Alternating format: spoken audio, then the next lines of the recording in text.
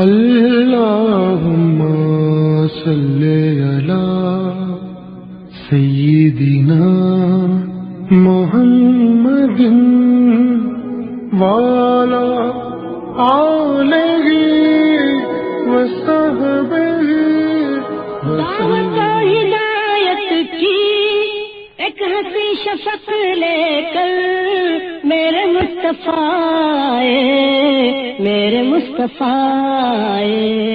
کفر کے اندھیروں میں نور کا طبق لے کر میرے مصطفیٰ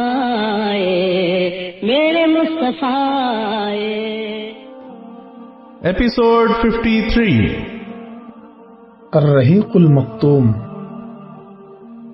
غزوہ خیبر اور غزوہ وادی القریٰ۔ خیبر مدینے کے شمال میں 170 کلومیٹر کے فاصلے پر ایک بڑا شہر تھا۔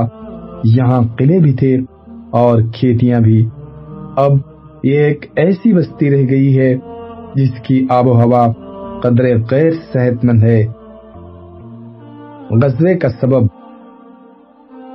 جب رسول اللہ صلی اللہ علیہ وسلم صلح حدیبیہ کے نتیجے میں جنگ احزاب کے 3 بازوؤں میں سب سے مضبوط بازو قریش کی طرف سے پوری طرح مطمئن اور مامون ہو گئے، تو آپ صلی اللہ علیہ وسلم نے چاہا کہ بقیہ 2 بازوؤں یعنی یہود اور قبائل نجد سے بھی حساب کتاب چکا لیں، تاکہ ہر جانب سے مکمل امن و سلامتی حاصل ہو جائے اور پورے علاقے میں سکون کا دورہ ہو، اور مسلمان ایک پہم خیز کشمکش سے نجات پا کر اللہ کی پیغام رسانی اور اس کی دعوت کے لیے فارغ ہو جائیں۔ چونکہ خیبر سازشوں اور دسیسہ کاریوں کا گڑھ، فوجی انگیخ کا مرکز اور لڑانے بھڑانے اور جنگ کی آگ بھڑکانے کی کان تھی، اس لیے سب سے پہلے یہی مقام مسلمانوں کی نگہ التفات کا مستحق تھا۔ رہا یہ سوال کہ خیبر واقعتاً ایسا تھا یا نہیں، تو اس سلسلے میں ہمیں یہ نہیں بھولنا چاہیے کہ وہ اہل خیبر ہی تھے جو جنگ خندق میں مشرکین کے تمام گروہوں کو مسلمانوں پر چڑھا لائے تھے۔ پھر یہی تھے جنہوں نے بنو قریظہ کو غدر و خیانت پر آمادہ کیا تھا۔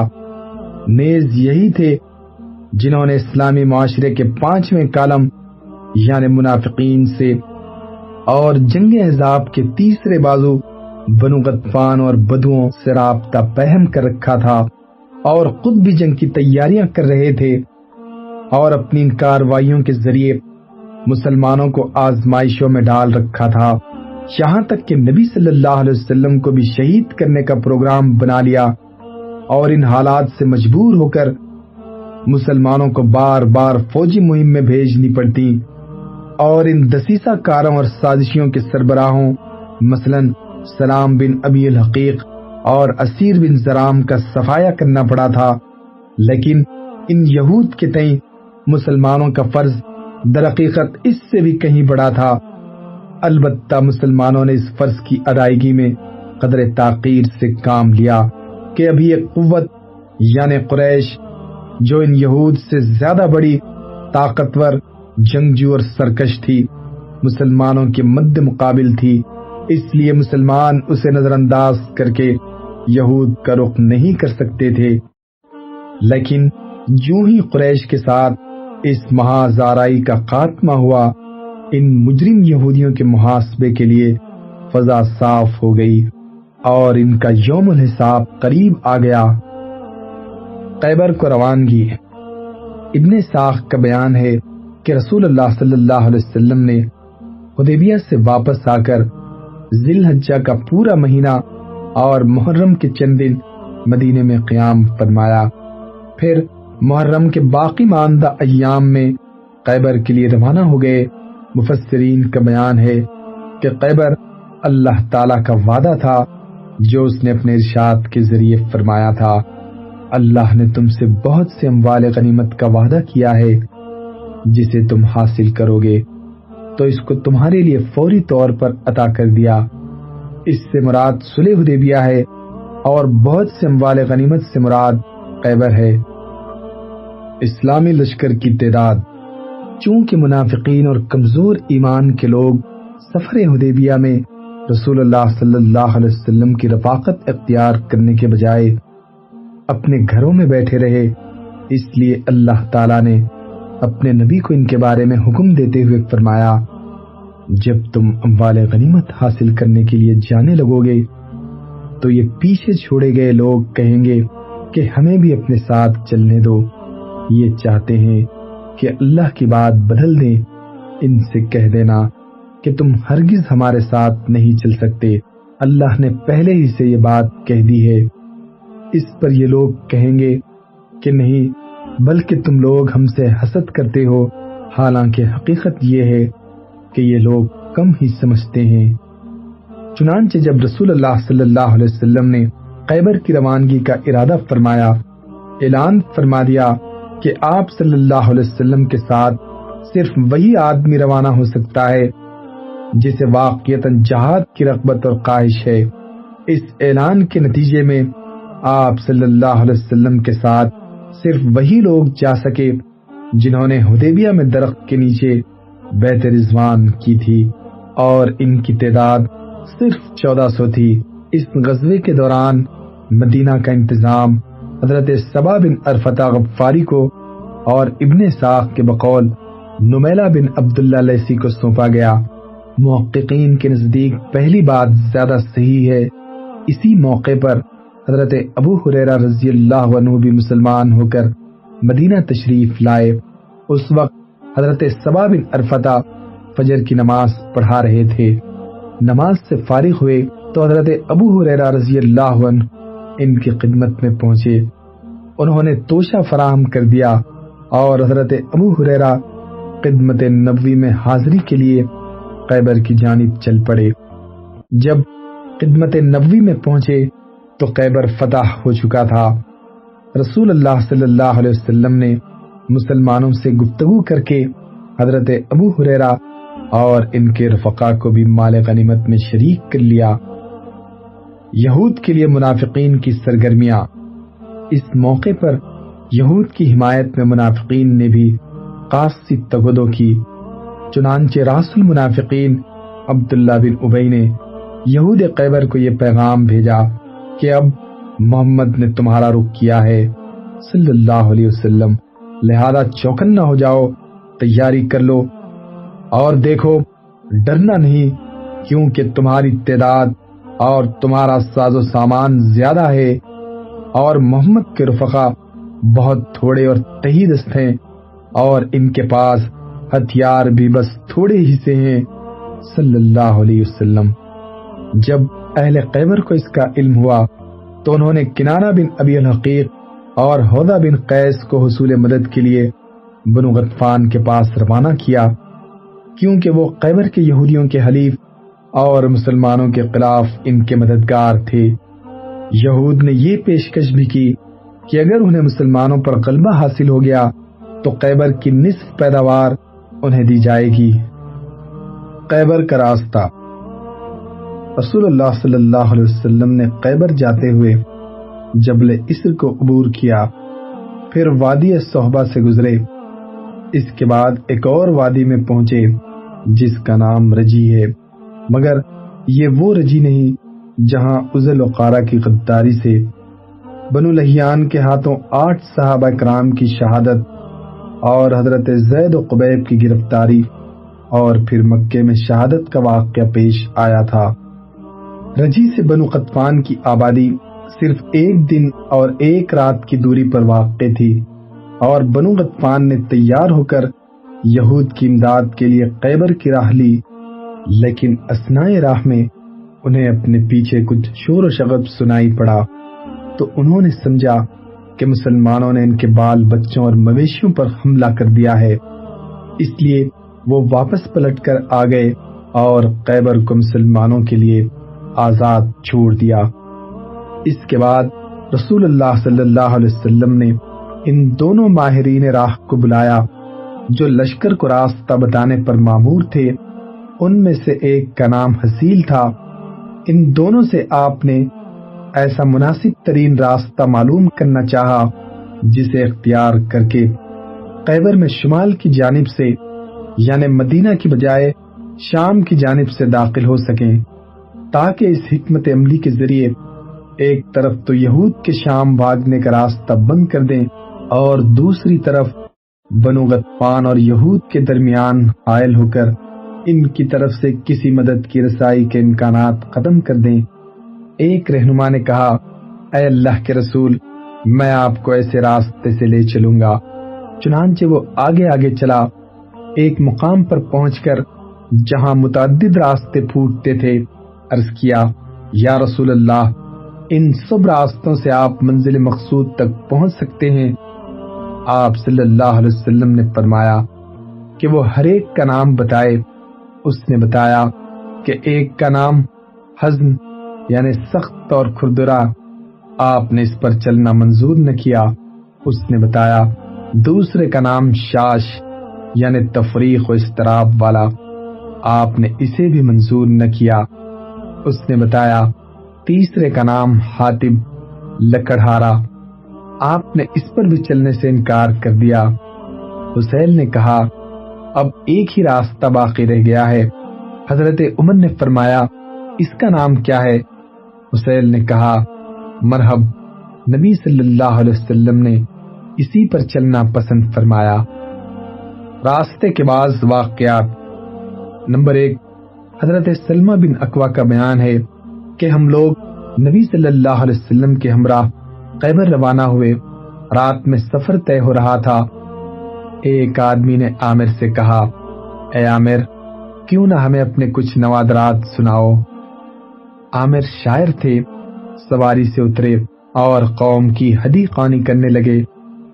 اشعار یہ تھے، اے اللہ، اگر تو نہ ہوتا تو ہم ہدایت نہ پاتے، نہ صدقہ کرتے، نہ نماز پڑھتے۔ ہم تجھ پر قربان، تو ہمیں بخش دے جب تک ہم تقوی اختیار کریں، اور اگر ہم ٹکرائیں تو ہمیں ثابت قدم رکھ اور ہم پر سکینت نازل فرما۔ جب ہمیں للکارا جاتا ہے تو ہم اکڑ جاتے ہیں، اور للکار میں ہم پر لوگوں نے اعتماد کیا ہے۔ رسول اللہ صلی اللہ علیہ وسلم نے فرمایا، یہ کون حدیقہ ہے؟ لوگوں نے کہا، عامر بن اکوا۔ آپ صلی اللہ علیہ وسلم نے فرمایا، اللہ اس پر رحم کرے۔ قوم کے ایک آدمی نے کہا، اب تو ان کی شہادت واجب ہو گئی، آپ نے ان کے وجود سے ہمیں بہراور کیوں نہ فرمایا؟ صحابہ اکرام کو معلوم تھا کہ جنگ کے موقع پر رسول اللہ صلی اللہ علیہ وسلم کسی انسان کے لیے خصوصیت سے دعائے مغفرت کریں تو وہ شہید ہو جاتا ہے، اور یہی واقعہ جنگ خیبر میں حضرت عامر کے ساتھ پیش آیا۔ اسی لیے انہوں نے یہ عرض کی تھی کہ کیوں نہ ان کے لیے درازی عمر کی دعا کی گئی کہ ان کے وجود سے ہم مزید بہراور ہوتے۔ نمبر 2، خیبر کے بالکل قریب وادی صحابہ میں آپ نے عصر کی نماز پڑھی، پھر توشے منگوائے تو صرف ستو لایا گیا۔ آپ صلی اللہ علیہ وسلم کے حکم سے سانا گیا، پھر آپ نے کھایا اور صحابہ نے بھی کھایا۔ اس کے بعد آپ مغرب کے لیے اٹھے تو صرف کلی کی، صحابہ نے بھی کلی کی۔ پھر آپ نے نماز پڑھی اور وضو نہیں فرمایا، پچھلے ہی وضو پر اکتفا کیا۔ پھر آپ نے عشاء کی نماز ادا فرمائی۔ نمبر 3، نیز جب آپ خیبر کے اتنے قریب پہنچ گئے کہ شہر دکھائی پڑنے لگا تو آپ نے فرمایا، ٹھہر جاؤ۔ لشکر ٹھہر گیا اور آپ نے یہ دعا فرمائی، اے اللہ، 7 آسمان اور جن پر وہ سایہ فگن ہے ان کے پروردگار، اور 7 زمین اور جن کو وہ اٹھائے ہوئے ہے ان کے پروردگار، اور شیاطین اور جن کو انہوں نے گمراہ کیا ان کے پروردگار، ہم تجھ سے اس بستی کی بھلائی، اس کے باشندوں کی بھلائی اور اس میں جو کچھ ہے اس کی بھلائی کا سوال کرتے ہیں، اور اس بستی کے شر سے، اس کے باشندوں کے شر سے، اور اس میں جو کچھ ہے اس کے شر سے تیری پناہ مانگتے ہیں۔ اسلامی لشکر خیبر کے دامن میں، مسلمانوں نے آخری رات جس کی صبح جنگ شروع ہوئی خیبر کے قریب گزاری۔ لیکن یہودیوں کو کانوں کان خبر نہ ہوئی۔ نبی صلی اللہ علیہ وسلم کا دستور تھا کہ جب رات کے وقت کسی قوم کے پاس پہنچتے تو صبح ہوئے بغیر ان کے قریب نہ جاتے۔ چنانچہ اس رات جب صبح ہوئی تو آپ صلی اللہ علیہ وسلم نے اندھیرے میں فجر کی نماز ادا فرمائی۔ اس کے بعد مسلمان سوار ہو کر خیبر کی طرف بڑھے۔ ادھر اہل خیبر بے قبری میں اپنے پھاوڑے اور کھانچی وغیرہ لے کر اپنی کھیتی باڑی کے لیے نکلے۔ اچانک لشکر دیکھ کر چیختے ہوئے شہر کی طرف بھاگے کہ اللہ کی قسم، محمد لشکر سمیت آ گئے ہیں صلی اللہ علیہ وسلم۔ نبی صلی اللہ علیہ وسلم نے یہ منظر دیکھ کر فرمایا، اللہ اکبر، خیبر تباہ ہوا۔ جب ہم کسی قوم کے میدان میں اتر پڑتے ہیں تو ان ڈرائے ہوئے لوگوں کی صبح بری ہو جاتی ہے۔ خیبر کے قلعے۔ خیبر کی آبادی 2 منطقوں میں بٹی ہوئی تھی۔ ایک منطقے میں حسب ذیل 5 قلعے تھے۔ نمبر 1 حصن نام، نمبر 2 حصن صعب بن معاذ، نمبر 3 حصن قلعہ زبیر، نمبر 4 حصن ابی، نمبر 5 حصن نزار۔ ان میں سے مشہور 3 قلعوں پر مشتمل علاقہ نتاح کہلاتا تھا اور بقیہ 2 قلعوں پر مشتمل علاقہ شخ کے نام سے مشہور تھا۔ خیبر کی آبادی کا دوسرا منطقہ قتیبہ کہلاتا تھا۔ اس میں صرف 3 قلعے تھے۔ نمبر 1 حصن قموس، یہ قبیلے بنو نذیر کے خاندان ابو الحقیق کا قلعہ تھا۔ نمبر 2 حصن بتی، نمبر 3 حصن سلالم۔ ان 8 قلعوں کے علاوہ خیبر میں مزید قلعے اور گڑیاں بھی تھیں، مگر وہ چھوٹی تھیں اور قوت و حفاظت میں ان قلعوں کے ہم پلہ نہ تھیں۔ جہاں تک جنگ کا تعلق ہے تو وہ صرف پہلے منطقے میں ہوئی۔ دوسرے منطقے کے 3 قلعے لڑنے والوں کی کثرت کے باوجود جنگ کے بغیر ہی مسلمانوں کے حوالے کر دیے گئے۔ لشکر کا پڑاؤ۔ نبی صلی اللہ علیہ وسلم نے لشکر کے پڑاؤ کے لیے ایک جگہ کا انتخاب فرمایا۔ اس پر حباب بن منذر نے آ کر عرض کیا، یا رسول اللہ، یہ بتلائیے کہ اس مقام پر اللہ نے آپ کو پڑاؤ ڈالنے کا حکم دیا ہے یا یہ محض آپ کی جنگی تدبیر اور رائے ہے؟ آپ صلی اللہ علیہ وسلم نے فرمایا، نہیں، یہ محض ایک رائے اور تدبیر ہے۔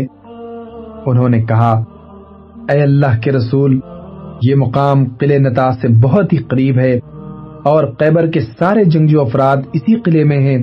انہیں ہمارے حالات کا پورا علم رہے گا اور ہمیں ان کے حالات کی خبر نہ ہوگی۔ ان کے تیر ہم تک پہنچ جائیں گے اور ہمارے تیر ان تک نہ پہنچ سکیں گے۔ ہم ان کے شپون سے بھی محفوظ نہ رہیں گے۔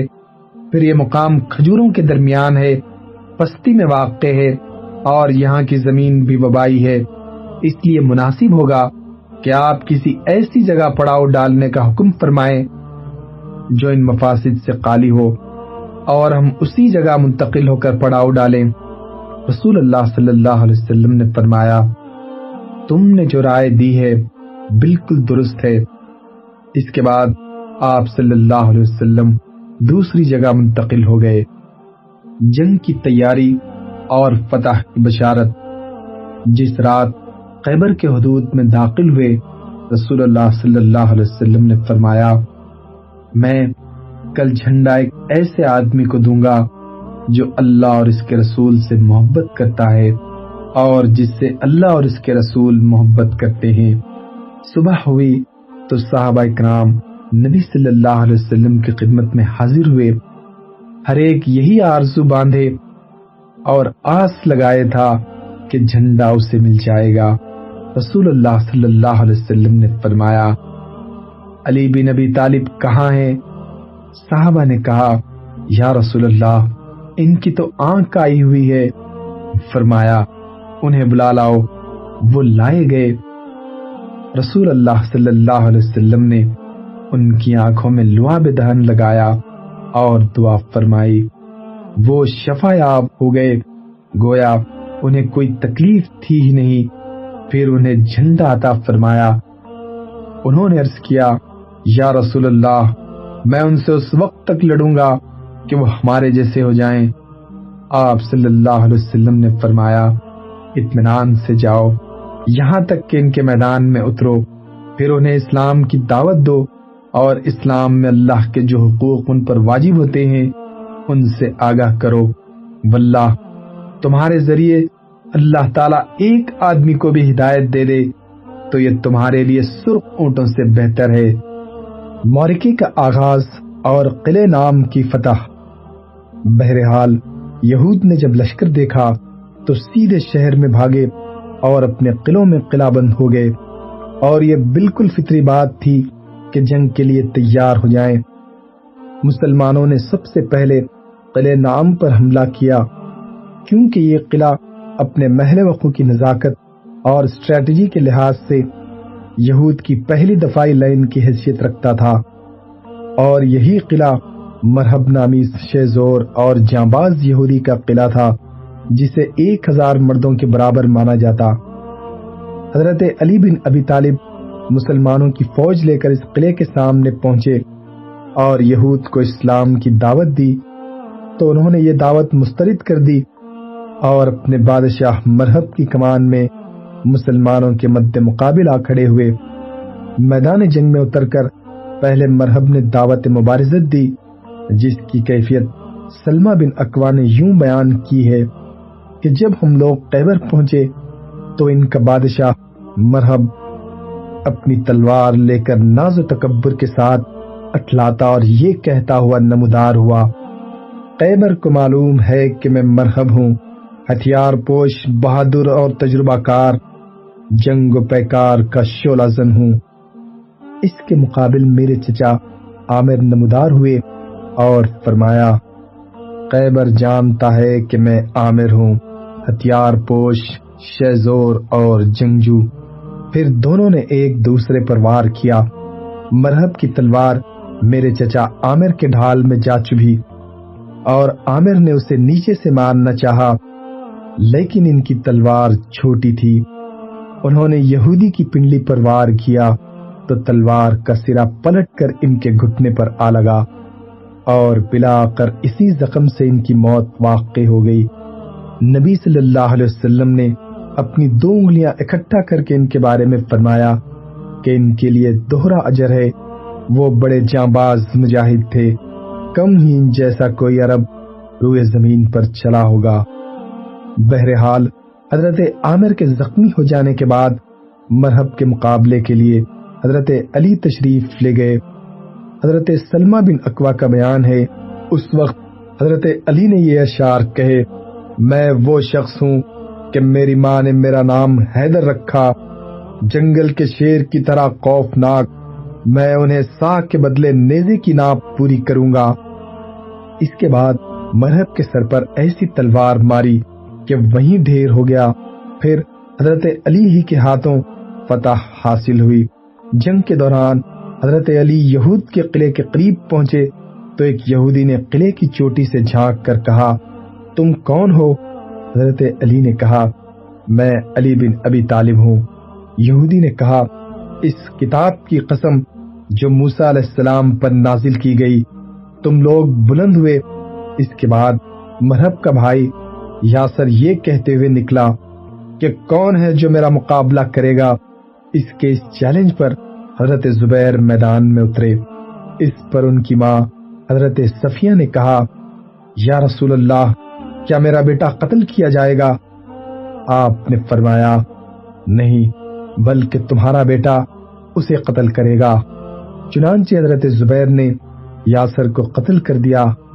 اس کے بعد حسن نام کے پاس زوردار جنگ ہوئی جس میں کئی سربراوردہ یہودی مارے گئے اور بقیہ یہود میں تاب مقاومت نہ رہی، چنانچہ وہ مسلمانوں کا حملہ نہ روک سکے۔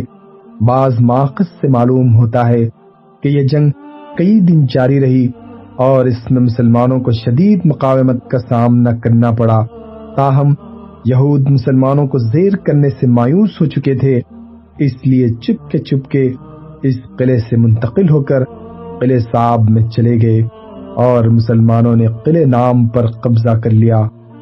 قلعہ صعب بن ماس کی فتح۔ قلعے نام کے بعد قلعہ صاحب قوت و حفاظت کے لحاظ سے دوسرا سب سے بڑا اور مضبوط قلعہ تھا۔ مسلمانوں نے حضرت حباب بن منذر انصاری کی کمان میں اس قلعے پر حملہ کیا اور 3 روز تک اسے گھیرے میں لیے رکھا۔ تیسرے دن رسول اللہ صلی اللہ علیہ وسلم نے اس قلعے کی فتح کے لیے خصوصی دعا فرمائی۔ ابن ساق کا بیان ہے کہ اسلم کی شاخ بنو سہم کے لوگ رسول اللہ صلی اللہ علیہ وسلم کی خدمت میں حاضر ہوئے اور عرض کی، ہم لوگ چور ہو چکے ہیں اور ہمارے پاس کچھ نہیں ہے۔ آپ صلی اللہ علیہ وسلم نے فرمایا، یا اللہ، تجھے ان کا حال معلوم ہے، تو جانتا ہے کہ ان کے اندر قوت نہیں اور میرے پاس بھی کچھ نہیں کہ میں انہیں دوں، لہذا انہیں یہود کے ایسے قلعے کی فتح سے سرفراز فرما جو سب سے زیادہ کارآمد ہو اور جہاں سب سے زیادہ خوراک اور چربی دستیاب ہو۔ اس کے بعد لوگوں نے حملہ کیا اور اللہ عز و جل نے قلعہ صعب بن معاذ کی فتح عطا فرمائی۔ خیبر میں کوئی ایسا قلعہ نہ تھا جہاں اس قلعے سے زیادہ خوراک اور چربی رہی ہو۔ اور جب دعا فرمانے کے بعد نبی صلی اللہ علیہ وسلم نے مسلمانوں کو اس قلعے پر حملے کی دعوت دی تو حملہ کرنے میں بنو اسلم ہی پیش تھے۔ یہاں بھی قلعے کے سامنے مبارزت اور مار کاٹ ہوئی اور پھر اسی روز سورج ڈوبنے سے پہلے قلعہ فتح ہو گیا اور مسلمانوں نے اس میں بعض منجیق اور دبابے بھی پائے۔ ابن ساق کی اس روایت میں جس شدید بھوک مری کا تذکرہ کیا گیا ہے، اس کا نتیجہ یہ تھا کہ لوگوں نے فتح حاصل ہوتے ہی گدھے ذبح کر دیے اور چولہوں پر ہانڈیاں چڑھا دیں، لیکن جب رسول اللہ صلی اللہ علیہ وسلم کو اس کا علم ہوا تو آپ نے گھریلو گدھے کے گوشت سے منع فرما دیا۔ اللہم صلی علی محمد وعلی آلہ وصحبہ وسلم۔